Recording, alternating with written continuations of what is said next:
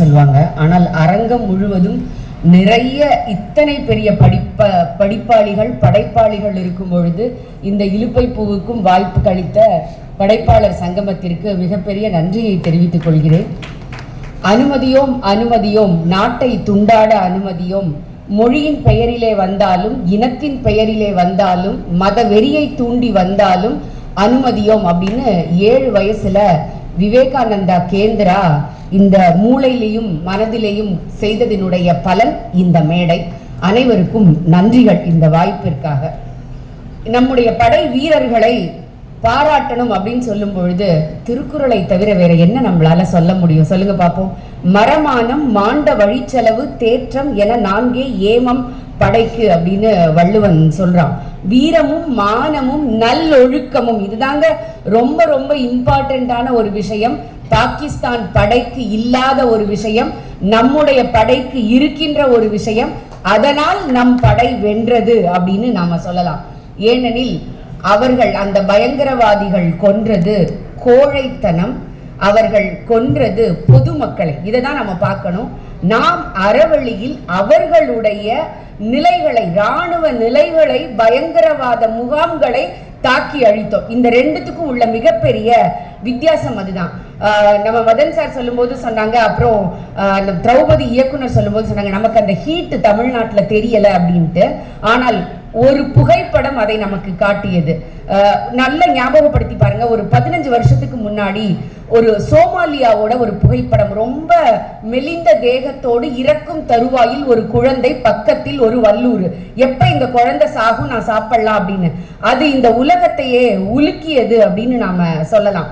அதே போல ஈழத்து போர்ல பிரபாகரன் இறந்த பொழுது கூட மனம் இறங்காத பலரும் அந்த பாலச்சந்திரன் வாயில ஏதோ ஒன்ன போட்டுக்கிட்டு திரும்பி பார்க்கின்ற அந்த புகைப்படத்தை பார்க்கும் பொழுது எத்தனை பெரிய வலியை அது கடத்தியது.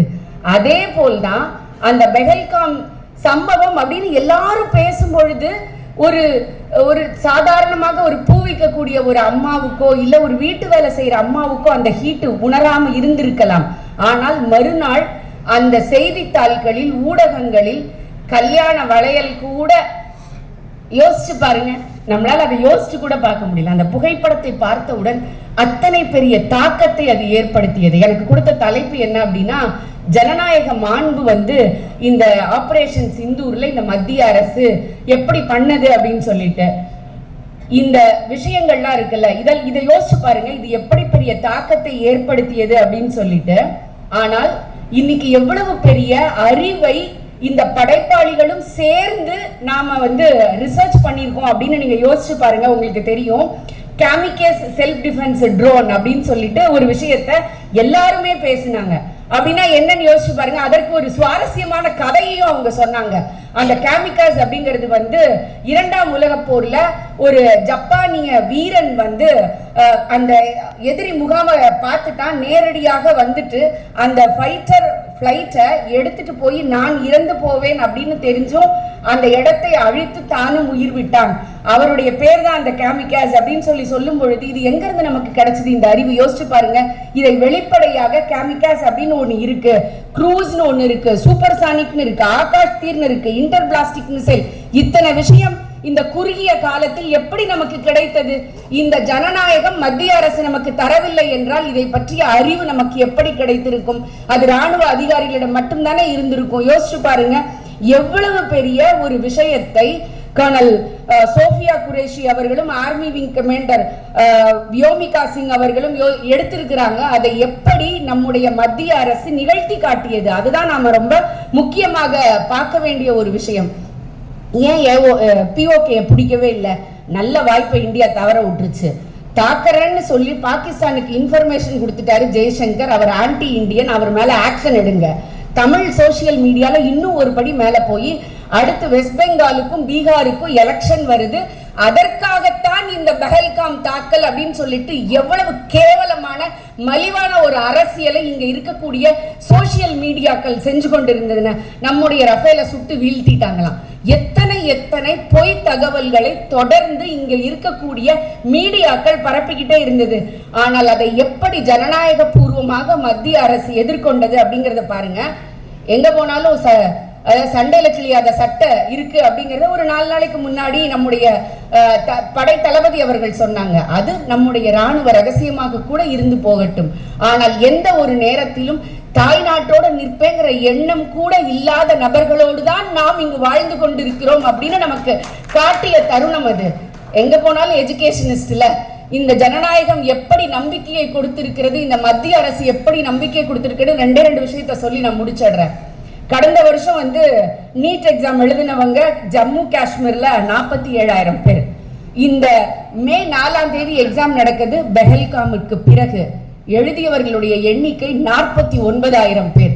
இந்த நம்பிக்கையை கல்வி அவர்களுக்கு கொடுத்திருக்கிறது.